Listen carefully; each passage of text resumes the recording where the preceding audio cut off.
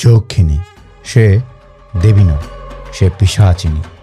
সে হলো অতৃপ্ত কামনার অন্ধকারের দেবী। তারা থাকে হিমালয়ের অলকানগরীর কুবেরের অনুচর রূপে।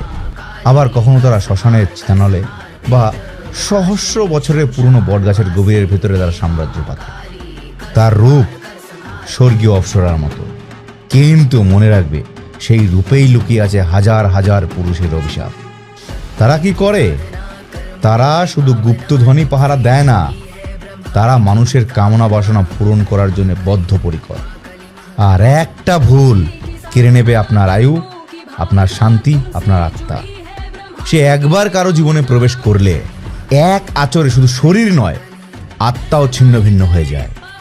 আর শুনে রাখো, যারা যক্ষিণী চালান করার কাজ করতে আসছো তাদেরকে সতর্ক করে দিচ্ছি, যক্ষিণী চালান হয়ে গেলে রাতের